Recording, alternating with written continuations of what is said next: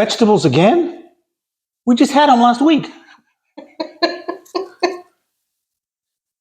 This is exactly what Ken said to me shortly after we met. He was a committed carnivore with little use for veggies, and I was a vegetarian. It was interesting. I also hated your cooking. Yeah, you did. But little by little, you learned to enjoy veggies.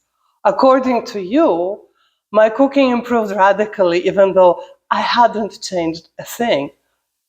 In this video, we'll show you why and how to painlessly incorporate more veggies in your diet. At Simply Diabetes, we can help you manage your diabetes cheaper and easier.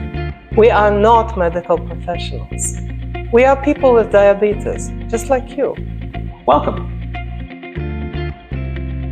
We hear people say they hate veggies all the time.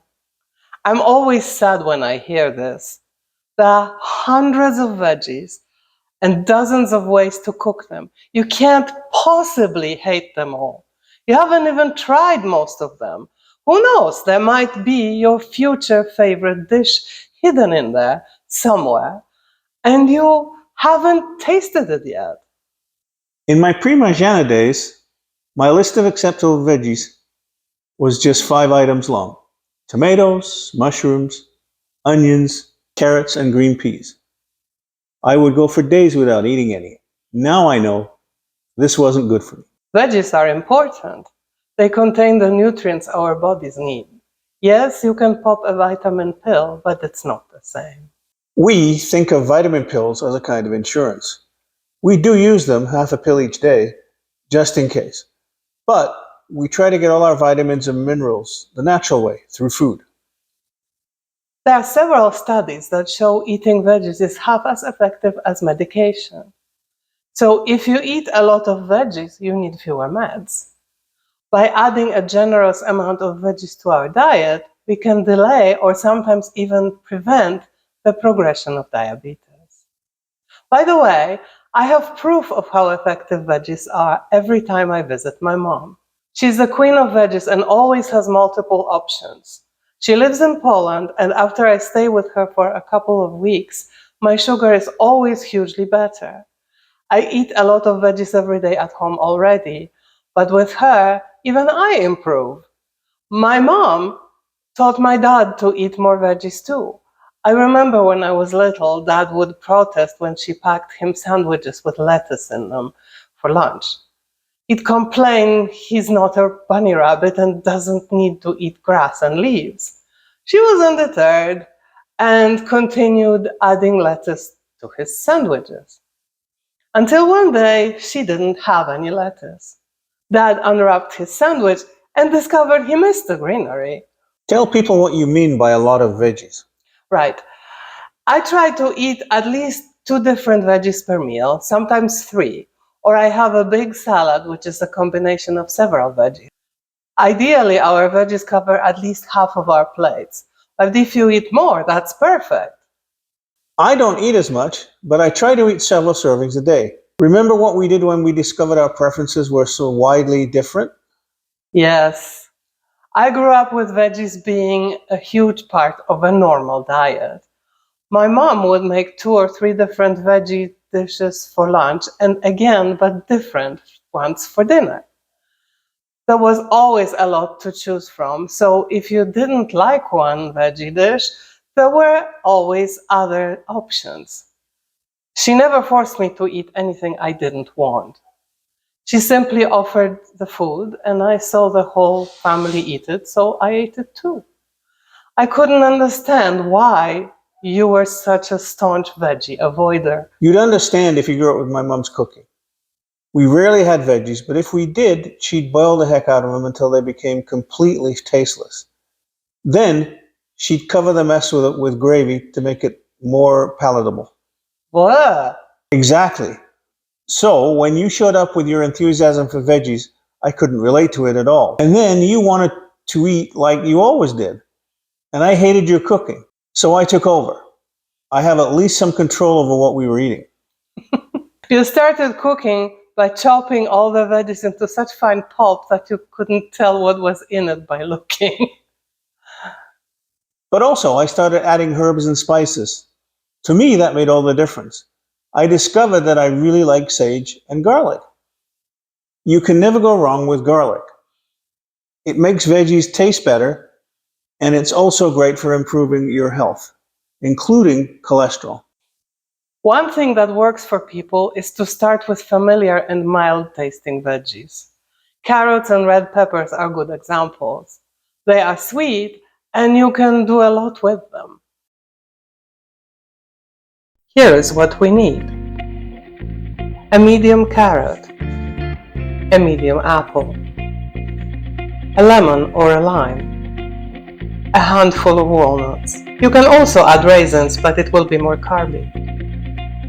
Olive oil. Grate the carrots.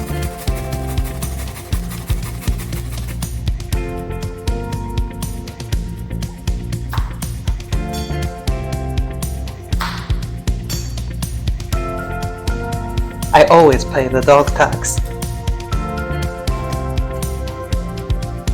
Transfer the carrots to the bowl. Oops, this bowl is too small. Now that's a better size.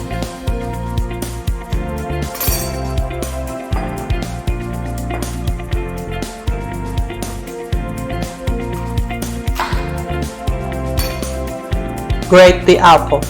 I don't bother peeling it first.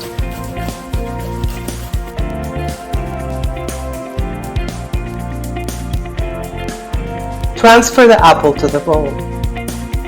Cut your lime or lemon in half and squeeze the juice into the bowl. Pour in olive oil. I don't measure exactly. I just add it like it's a dressing. Stir. Chop walnuts.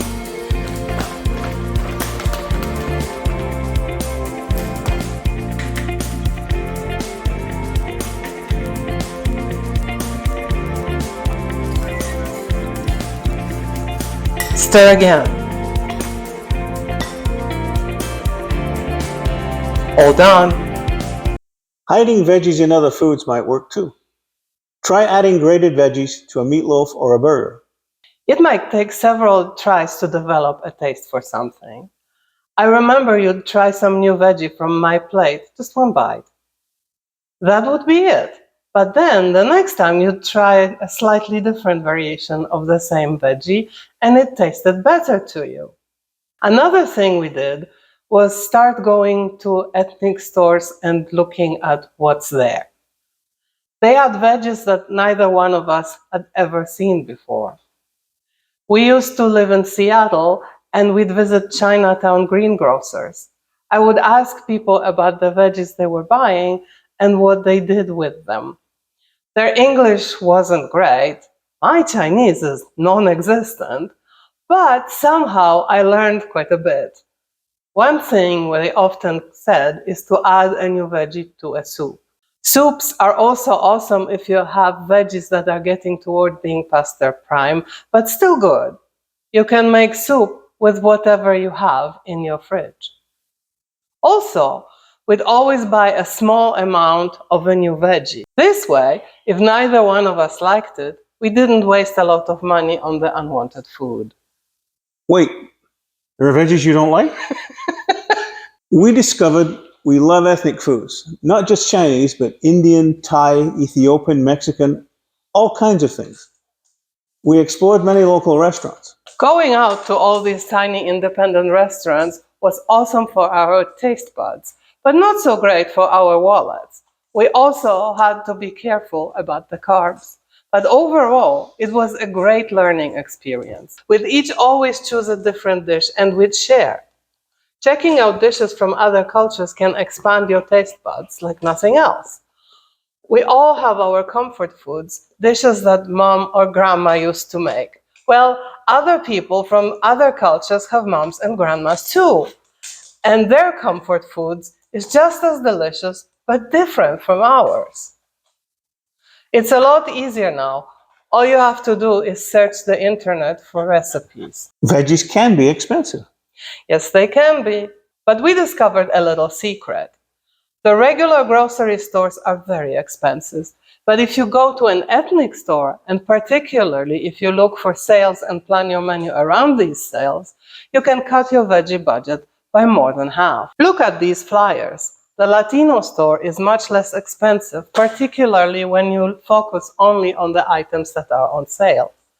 They might not have everything you want, but the prices can sometimes be truly amazing. Incidentally, not everything is cheaper in the ethnic stores, so you might want to compare carefully. Another possibility to save is to grow your veggies yourself if you have space. And there are more suggestions in our book. The link is below the video. What about fruit? Fruit is awesome. It provides a lot of the same nutrients that veggies do, but unfortunately, fruit is often full of sugar. I know how quickly my sugar goes up if I eat a sweet fruit, watermelon, or an apple. So for diabetes, yes, we can eat fruit, but at the same time, we need to be careful. We eat fruit with the understanding that we need to count it towards our carbs. If you really hate veggies, fruit can be a step towards learning to eat better. Like the side dish I showed you earlier. It's a mixture of fruits and vegetables, and fruit works particularly well if you replace a carby dessert with it. I have strawberries and you like grapes. Compare cantaloupes and oranges. Some fruit is more carby than others, so choose a cantaloupe rather than an orange, for example. I can't say I love all the veggies like Marjana does, but my list expanded hugely from that time of 5 acceptable veggies. What about you? What veggies do you like? How did you learn to eat more veggies? Any favorite recipes? Leave us a comment or a favorite recipe below the video. We have a lot more practical tips for managing diabetes cheaper and easier. If you find our tips useful, give us a like and subscribe to our Simply Diabetes channel and tell your friends. Also, check out our books available on Amazon. I added the link below. See you next time.